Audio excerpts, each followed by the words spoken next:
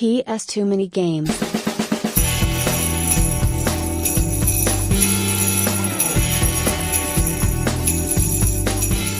Good morning everyone, welcome to an episode of PS Too Many Games. So we are back in Yarmouth for the first time in a long time.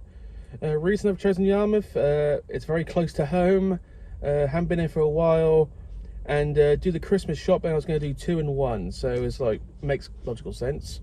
Is any like game I want to get specifically today? Absolutely not, I'm going in blind.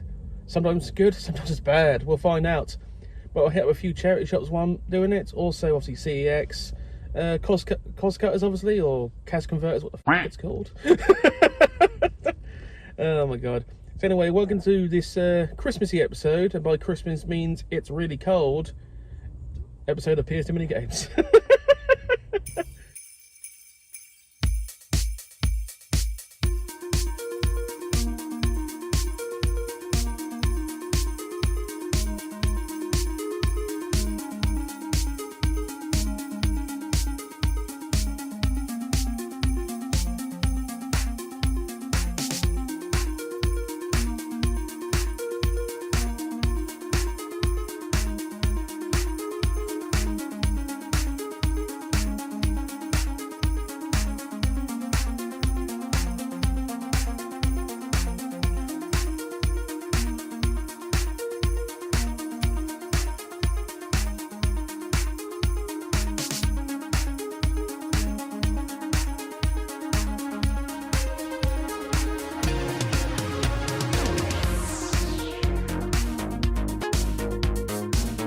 I'll say nothing in there this time, but I will say before I go on, the Cancer Research UK Great Yarmouth charity shop is the best charity shop I go into. Honestly, the amount of stuff they seem to get in that charity shop, I mean, games-wise, not this time, but last time I picked up about 10 PS1 games that just for Dan, because I sent photos to Dan and I said, do you want these? He goes, yeah, I'll take those. And they were like ridiculously cheap. Wasn't like major finds, but it's still like PS1 games in good condition. But I went in there this time and I didn't film it because I wasn't really in the mood. I wasn't like, you don't want to see it, but like guitar, a violin with the case, a sketchboard, which basically is like what the architects use with like rulers. Like, I don't know where to get this stuff. I know it's donated, obviously, I understand, but it's like this single charity shop, Cancer Research UK Great Yarmouth, seems to get everything. That's why I go in there or every time I go into Great Yarmouth, because you can surprised what you can find in there. Anyway, we've got to move on. So basically going to end up now in the centre of town, Great Yarmouth. Probably going to check some charity shops out, but obviously CEX will be the main event, so I'll see you on the other side. Right, we're now walking CEX again. It is cold today, like real cold. It's not even funny how cold it is.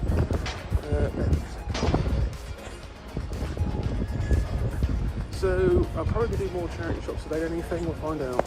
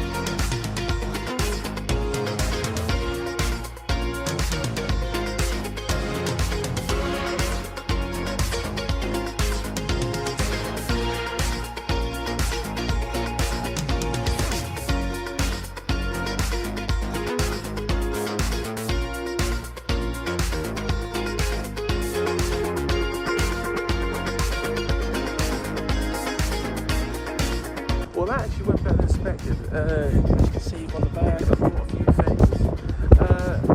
Great Yarmouth's had a few changes since last time. Obviously, in this Christmas period, they're focusing more on like electronical equipment, like phones.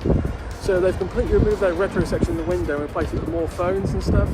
I fully understand it. They spend probably a lot more money on phones at this point of the year than they do on retro games.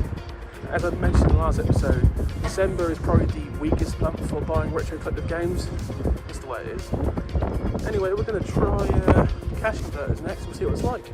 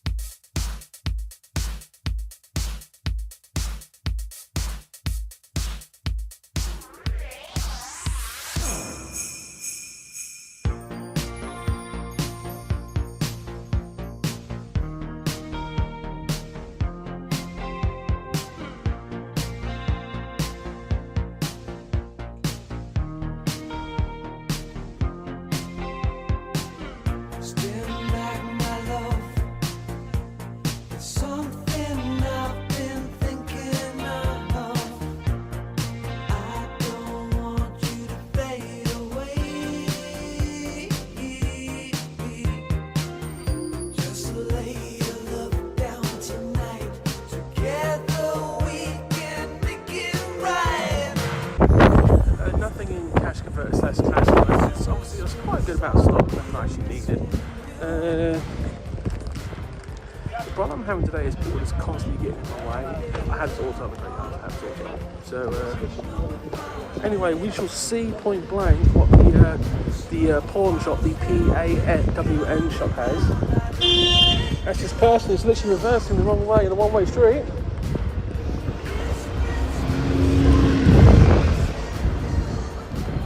I mean, you see behind me right now, that black car there, just reversed on a one-way street, like a bopper. Right, this place is a bit interesting. They usually have random stuff in it, like real random stuff. We'll have a quick look, see what happens. Right, I'm just showing this because this is all brand new. I say brand new, so they've literally redone the marketplace, right? Where I'm standing right now, where I'm walking to, used to be where we used to have market stores, like chip stores and that kind of stuff. You know what I mean, right? So they thought we need to modernise the town a little bit, right? So they built that massive like triangular wooden structure, and it is a nice structure. But the problem is, Great Yarmouth hasn't got it's a very poor, deprived town. So money isn't exactly flying around here. So they spent a lot of money on this wooden frame, and you think to yourself, well, it's nice. Problem is, wood is incredibly expensive at the moment. Anyone who builds anything can tell you wood is expensive. Metal is significantly cheaper, and I like the look of it, but it's like you're telling me they can't build like a metal version of this and save a lot, like millions, save millions of destruction for putting something else. They had to build it wooden. I mean, I like it, but I think sometimes my local council just shoot themselves in the foot. You know what I mean? And you don't know. So once again, the charity shops proved to be awful for me. CEX once again proved to be quite good for me. One final stop on the way home is the recycling centre, Great Yarmouth Recycling Centre. Never actually shown it on the actual channel before, but we're going to go there right now. It's only about 5 minutes away. Much like Dan goes to Norwich Recycling Centre, I come here occasionally, but I found nothing yet. But it's always worth a look again. So let's see what we've got this time. Hello guys, another glorious episode of PS2 New Games. Great Yarmouth this time. I hit up Great Yarmouth randomly while doing Christmas shopping, and I did reasonably well. Once again, the hands are back. I did my usual thing in Great Yarmouth. I haven't been there for at least about 2 months shopping wise, so it's like, let's see what they've got. As usual, I started at my favourite charity shop, the Cancer Research Unit, the massive Cancer Research shop on Gapton Hall. Basically, it's a massive, not massive shopping centre, but basically 10 shops in a row. It's got a massive charity shop. You'll see in the footage, obviously. You'll see there were a few games there, but nothing I actually needed. The time I went there before, there was 10 PS1 games that were really cheap that I bought for Dan. So that kind of thing. But the amount of stuff I find there that I'm actually very close to buying. For instance, there was a guitar in there this time, a very well-made guitar, and it was super cheap. There was a violin. There was a violin in that charity shop with a case, and I was tempted. I can't play violin, but it's these aren't cheap items. flog it online, that kind of stuff. But by far the best thing I saw in this charity shop was architects use these massive boards to basically design building plans, right? There's one of those boards with the ruler and everything. They're worth a lot of money. And it was so cheap. I nearly bought it just because I thought I could flog this online, but I didn't because I didn't know how to get it home. But anyway, there was no real luck in charity shops again. You only see the big charity shops. The other charity shops, nothing even close. Also, the pawn shop I usually go to, the PAWN pawn shop, the really random shop, had nothing either. So, also tried cash converters or cash exchange. I had a few things, but nothing I wanted picked up. So everything I bought today came from the CEX in Great Yarmouth. Couple of things different in CEX in Great Yarmouth. I've been there for months. I get the sense because it's Christmas, they're giving more space for like electronic equipment, like phones. Absolutely no retro in like the windows. You know what I mean? Like, you go inside, you see like, oh, here's LOL retro. Literally none of that. None of that in the windows. To which, and I was like, okay, that's the first time I've seen that in Great Yarmouth. Just more like phones, electrical tablets, that kind of thing. It's Christmas, so they're going to sell a lot more of that. It's not, retro hunting is the worst time for retro hunting. As you saw from the last one when the prices went down, if you want to buy things, the time is now, but obviously no money. Not many people got any money because of Christmas, so that's just the way it is. Come on. Be honest, next week's episode, which will be the Christmas episode, I have no idea what I'm doing. By that I mean is I haven't got any plans. I haven't really bought anything momentous because Christmas kind of got in the way, so I'm going to basically ad-lib on that one. Bit of luck though, the actual CEX roulette this time turned up for, obviously you would have seen that episode already, but it actually turned up this time, thank God. Went reasonably well. I think I mentioned in the last episode, yeah, the other one I just didn't turn up. I've sorted that out. CEX, I ain't lost any money on it. It just vanished. It never turned up.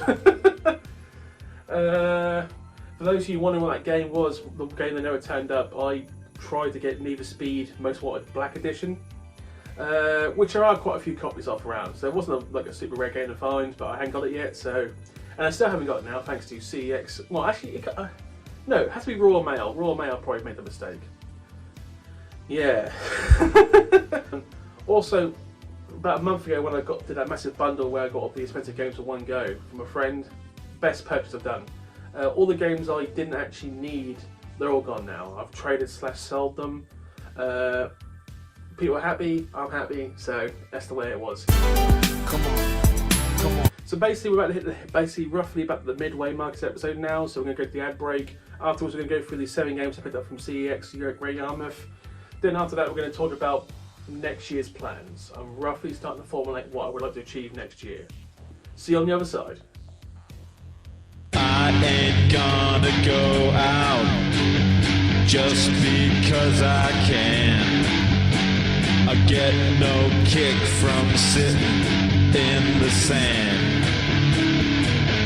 What's the use of frying when all of me is dying to start working on my PlayStation 10? I'm gonna cover my whole body in SPF 99. I'm gonna spend all summer sitting around inside. No thank you, man. I'm happy the way that I am, just working on my PlayStation 10. And we're back. So as I said, 7 games from CEX, 4 of them actually platinums. So you remember last week's Norwich episode, I said sometimes CEX do not have the platinum disc when they have the cases, and I got 1 and 5. This time I got 4 and 4, they had all 4 of them. So Great Yarmouth CEX has got up in my estimation quite strongly. Once again, up raising the roof randomly. So they might actually go to Excellent, the CEX board of excellence. Yeah. You know, side note, ever since I've done that board, I have not visited one new CEX, so yeah. Sod's law really, when you think about it. So anyway, we'll go through the plats first, because obviously I got audio in these games, so go through them one by one. Colin McRae 2005, very good franchise. Obviously, he obviously passed away due to that horrific helicopter accident. So, but he was a very good driver. Rally games still quite fun to play. It's one of those things. I just enjoy them. I break out occasionally. Like Need for Speed Most Wanted. Out of all the games I go back to like at least once a year, I play at least Most Wanted at least once a year. I don't know why. I think it's one of my favourite games ever. Don't know why. It's just the way it played out. You know what I mean? Just, everyone's got a favourite game. Game number 2, Platinum, Madagascar. You would have thought I had this by now. I did not. I did not. There's obviously the Platinum version. Interestingly, obviously Platinums came late in the PS2 life. Blue disc background. Can someone explain to me why some discs are blue and some discs are normal? For what I understand, the normal discs just were better made, or just held information better than the original blue discs. That's why they changed it. If someone could explain it to me, that'd be great. Because one of those few things I don't know about PS2, it's just most of the discs are just normal discs and some of them are just blue. So one of those things I would like to know. You know what I mean? Plat number 3, Spider-Man 2. Had to pay £8 for this, but Spider-Man 2 out of the 3 Spider-Mans on PS2 is by far the best one. Still actually plays quite well today. Open world color motif. Yeah. Out of the 3 original Spider-Man films, I think 2 is probably the best one also. The first one was super cheesy. I love the cheesiness sometimes of the first one. The second one was a little more serious, and the third one, well, we won't mention the third one. Just Peter doing a bit of this. Oh, that's so good in the video, isn't it, Dave? Oh my god. I like Tobey Maguire. He was a decent actor. Which means he still is actually, what am I saying? Swiftly moving on, last Platinum, The Force Unleashed on Platinum. Another one of those games, The Force Unleashed, I go back to every so often, but I play it on like Steam. Very good game. The sequel was piss awful. Force Unleashed 2 literally was shorter. The gameplay was alright, but it was so short you could literally beat Force Unleashed 2 in like 2 hours. Yeah, and that's the reason it bombed. The first one, still very good. You like 3 to 4 hours if you know what I'm doing, but you know what I mean. Force Unleashed 2 legit was one of the most disappointing games I ever bought in my life. That's a fact. No joke there, I'm just being serious right now. So there are the 4 plats I bought. So obviously that now breaks us up to roughly, well, I'll show you the board. So we're now at 112 for the plats. I've got to clean this board by the way. Considering I hit a plat in like 2 months and then I started actually looking for them and I hit 9 in 2 weeks. That's good going for Platinum. That's really good going. I'm probably going to have to start like doing a list and like posting my list online to see what plats I actually still need, because we are now well over halfway. We're about 60% of plats, just like these games, but I've still got like 800 of them to find. I've got probably just short of 100 to find of these now, so that's coming up. The 2 rarest Platinums, well, I say rarest. The 2 most expensive Platinums are Silent Hill 2 Director's Cut, which I've got, but the rarest one, the hardest one, is going to be the one that's going to be really hard to find. Dragon Ball Z Budokai Tenkaichi 3. Firstly, that's a £55 game. Secondly, it was near the end of the PS2 lifespan, and by that time only the hardcore DBZ fans were buying them. And I have not seen one copy of the Platinum version yet in like 2.5 years. There are other games like the God of War franchise. You would have thought the Platinums would be easy to find. They weren't easy. I've got them, but they weren't easy to find, I'll tell you that now. There's certain Platinums that are just so hard to find, it's unreal. Then there's ones that are everywhere, like for instance Sonic Heroes. Sonic Heroes is the most common Platinum you will find. It is everywhere. If any PS2 collector does not have a Platinum version of Sonic Heroes, you're doing something wrong. It is just that common. Anyway, we've got 3 games to go. These are games actually for the collection. So in the next 3 games, the last 3 games are actually games for the collection. So, let's go through number 1. These games weren't cheap, but they weren't super expensive at the same time. So the first of the 3 normal games, I'm going to show you the side of it because, okay. Midnight Club 3 Dub Edition Remix. What the hell is even that? So to put it in context, right? And bear me a second. There are so many different versions of Midnight Club 3, it's kind of insulting. So as you see, this is the game I already have, Midnight Club 3 Dub Edition, right? This is the game I just bought, Midnight Club 3 Dub Edition Remix. I'm assuming there's a slightly more content on that one, but it's £3 difference, and I'm trying to work out what the big difference is. But obviously, hilariously, I haven't got the normal version yet. I haven't actually got Midnight Club 3. Just that kind of crap. After a while, you're just like, how is this possible? But anyway, I'm very happy to have the remix edition. That's not a common find these days, so it's a good thing. Game number 2, very Japanese oriented. Gundam Federation versus Zion. So £12 this game cost me. So in like the late 90s, 2000s of watching like Toonami and Cartoon Network, when a lot of Japanese anime from the late 90s kept flooding over, Gundam was one of them. And I'll be perfectly honest, I watched a bit of Gundam, but I wasn't like an avid fan. I mean, I liked Dragon Ball Z. Obviously, Naruto came along, I liked that. One Piece I gave a try until they screwed up the dub. But Gundam was one of those things that holds up. The Japanese obsession with building massive robotic killing machines is actually kind of impressive. To the point where I swear to God someone told me this, they actually thought in real life of actually building one.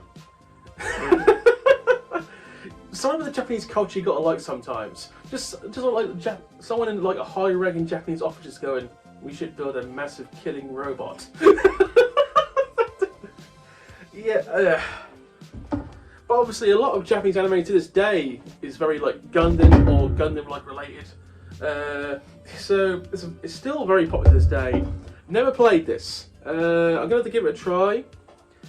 I'm sure it's pretty good. I mean, it cost me £12, so there's got to be something to it. So if you like that kind of thing, you do. I haven't tried it, so we'll find out eventually. So the last game I picked up was a game I was actually kind of stunned I didn't have. I swear I bought this a long time ago, but apparently I didn't. Scarface, £12. I swear this has been in some kind of bundle before and I've sold it accidentally. Just like Tony Montana, obviously good film, obviously very, everyone knows Scarface kind of thing. Never played the game obviously. I'm going to have to try it out, see if it's any good. I'm sure it will be very, very good. I'm sure it'll be good. Problem is, every time I think Scarface, I just think of pushing it to the limit, the song. Push it to the limit, that kind of shit, you know what I mean? It's like...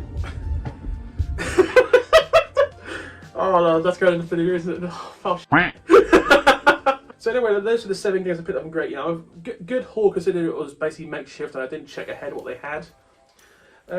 So that was this week. So future plans. So next year, I'm roughly getting an idea of what I would like to achieve next year. I think I mentioned it before, one of the 3 big games, I'd like to buy at least one of them next year. That would mean committing to a lot of money for one game, which would be painful, but I mean, I'm going for a full collection, so I've got to do it sometime. I mean, I've got to do it, but that's what I like to do. Next year, more peripherals. To be honest, I love having the Guitar Hero boxes, but there's so many different ones to get. Also, so many like box peripherals. The Resident Evil 4 chainsaw. I would like to have that. That's an expensive peripheral, but I would like to have it. You know what I mean? Platinums.